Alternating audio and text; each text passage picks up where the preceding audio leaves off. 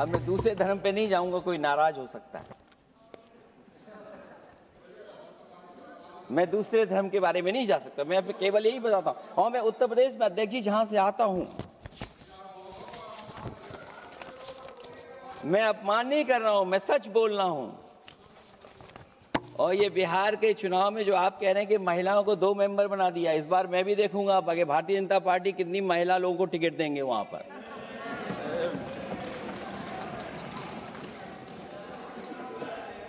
अध्यक्ष महोदय, भाजपा जब भी कोई नया बिल लाती है तो वो अपनी नाकामी छुपाती है। भाजपा वाले मुसलमान भाइयों की वक्फ की जमीन चिन्हित करने की बात कर रहे हैं, जिससे महाकुंभ में जो हिंदू मारे गए हैं या खो गए हैं उनको चिन्हित करने की बात पर पर्दा पड़ जाए। अध्यक्ष महोदय, मुझे खुशी इस बात की कि हमारा धर्म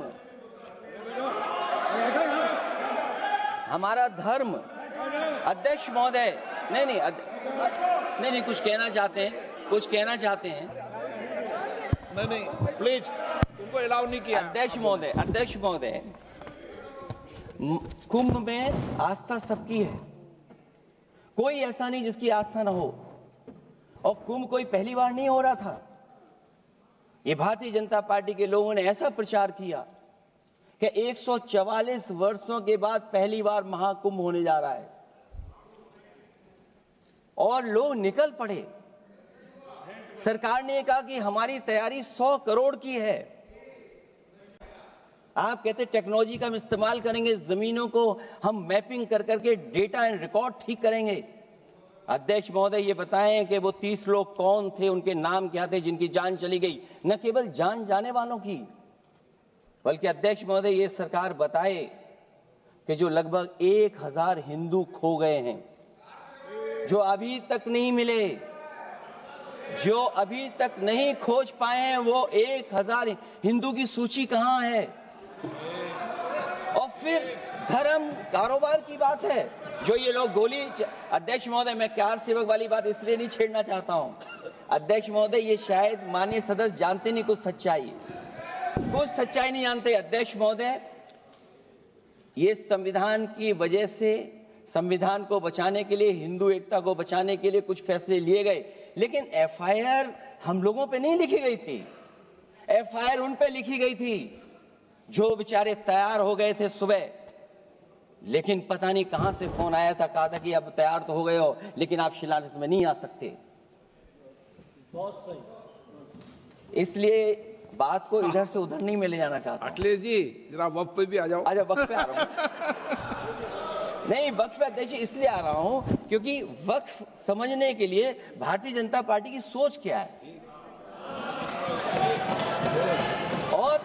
और ये अध्यक्ष महोदय जब ये कह रहे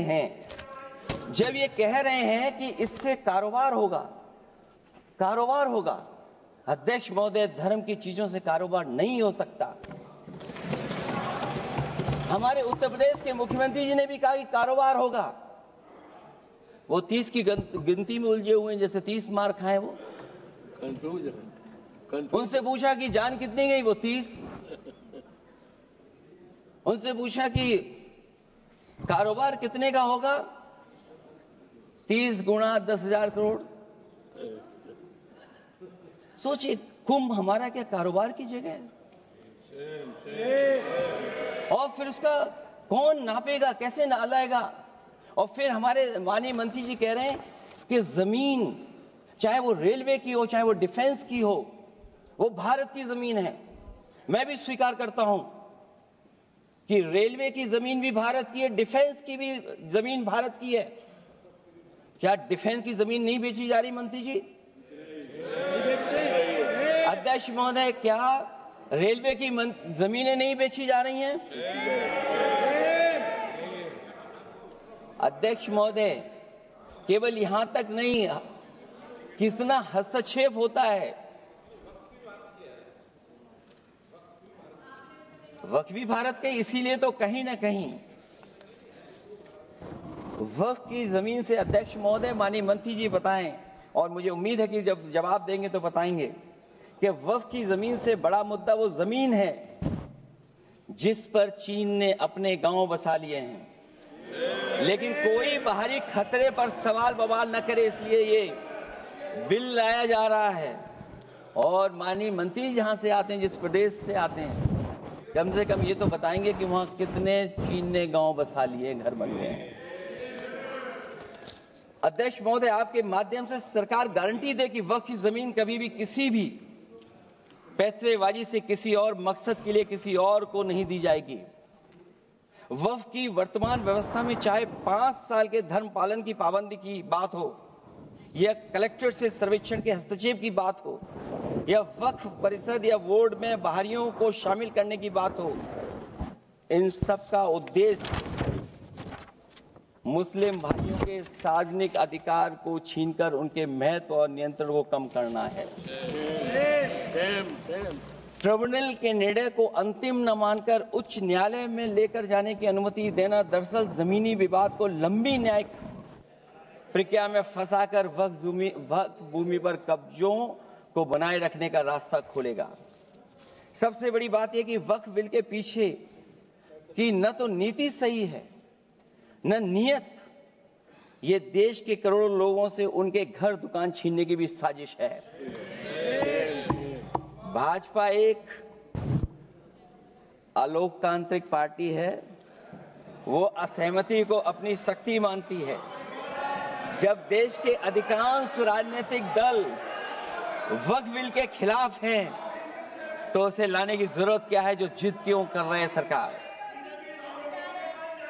वक्फ बिल का लाना भाजपा की सियासी हट है।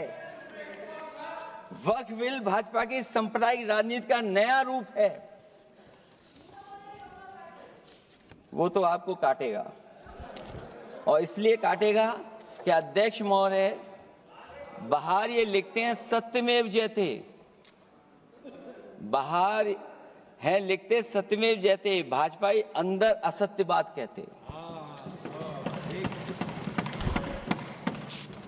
भाजपा वक्फ बिल लाकर अपने उन समर्थकों का तुष्टीकरण करना चाहती है जो भाजपा की आर्थिक नीति, महंगाई, बेरोजगारी, बेकारी और चौपट अर्थव्यवस्था से उसे छटक गए हैं। क्योंकि अध्यक्ष महोदय, जब से वोट में गिरावट आई है, और खासकर उत्तर प्रदेश में भी, तब से भारतीय जनता पार्टी की कोशिश है कि अपना वोट कैसे संभाला जाए। ये वोट को संभालने के लिए बिल लाया गया है। भाजपा का लक्ष्य वक्फ की जमीनों पर है। इन जमीनों का नियंत्रण अपने हाथ में लेकर इन जमीनों को पिछले दरवाजे से अपने लोगों के हाथों में दे देना चाहती है। भाजपा चाहती है कि वक्फ बिल लाने से मुस्लिम समुदाय को लगे कि उन पर हक को मारा जा रहा है, वो उद्वेलित हों और भाजपा को ध्रुवीकरण की राजनीति करने का मौका मिल सके। क्योंकि अध्यक्ष महोदय, भाजपा का लक्ष्य यह है कि ध्रुवीकरण हो, क्योंकि वो जानते हैं कि ध्रुवीकरण जितना होगा उससे वो लाभ उठाने में आगे रहेंगे। तो ये वक्फ बिल जो लाया जा रहा है, वो अपनी वोट बैंक को संभालने के लिए और समाज को बांट करके ध्रुवीकरण करके राजनीतिक लाभ लेने के लिए लाया जा रहा है। और अगर इसके लिए नहीं लाया होता तो पहले से जो जितने फैसले लिए सरकार ने, क्या उससे देश और प्रदेश में कोई बड़ा बदलाव आ गया है? अगर स्मार्ट सिटी का बात करें तो कितनी स्मार्ट सिटी बन गई है आपकी? आपके नोटबंदी की वजह से न जाने कितना रुपया कहां निकल रहा है। और डर तो ये लगता है कहीं भाजपा वाले दूसरों के पैसा रख करके न पकड़वा दें। वक्फ बिल के आने से पूरी दुनिया में एक गलत संदेश भी जाएगा। इससे देश की सेकुलर इमेज को बहुत धक्का लगेगा। वक्फ बिल भाजपा की नफरत की राजनीति का एक और अध्याय है। मैं अंत में कहना चाहता हूं कि अभी तो आपने साथी संभाल लिए हैं, एक साथी तो मुझे दिखाई नहीं दे रहा है, और हमारे जिनका हमने सम्मान किया हमें कहां ले गए आप, और हमें यहां छोड़ गए आप, हमें छोड़ गए। हमें देखिए सभापति महोदय देखिए राजनीति क्या है। हमने आपका हाथ पकड़ा और हम यहां आ गए, और आप हमारा हाथ छुड़ा करके वहां चले गए। इसलिए देखिएगा कब हमारा इनका हाथ मिल जाए। और मैं अध्यक्ष सभापति महोदया ये कहना चाहता हूं कि वक्फ बिल भाजपा के लिए वाटरलू साबित होगा, क्योंकि ऊपर से तो हाँ हाँ कह रहे हैं, लेकिन अंदर ही अंदर बहुत सारे साथी सहमत नहीं है। मैं अंत में इतना ही कहना चाहता हूं कि ये वक्फ बिल जो लेकर के आए हैं, कोई उम्मीद लेकर के नहीं आ रहा है। ये सोची समझी रणनीति का हिस्सा है, क्योंकि इनका जो बोर्ड बिखर गया है, ये मुस्लिम में भी बंटवारा चाहते हैं। मुस्लिम इस्लाम धर्म में कहीं बंटवारा नजर नहीं आता है, लेकिन इनकी कोशिश है कि इस बिल के माध्यम से हम मुस्लिम भाईचारा में भी बंटवारा करते हैं। बंटवारा तो पीडीए करेगा। अभी देखिएगा सभापति महोदया, हमारे एक सदस्य कह रहे थे कि चुनाव बहुत अच्छा होता है। इनसे बेहतर किसने चुनाव देखा होगा? चलिए धन्यवाद। वोट ही नहीं डालने दिया। चलिए सभापति महोदया, मैं धन्यवाद देता हूं। मैं और अपने दल और साथियों के साथ कहता हूं कि समाजवादी पार्टी बिल का विरोध करती है। वोट पड़ेगा तो हम इसके खिलाफ वोट डालने जा रहे हैं। माननीय सदस्य श्री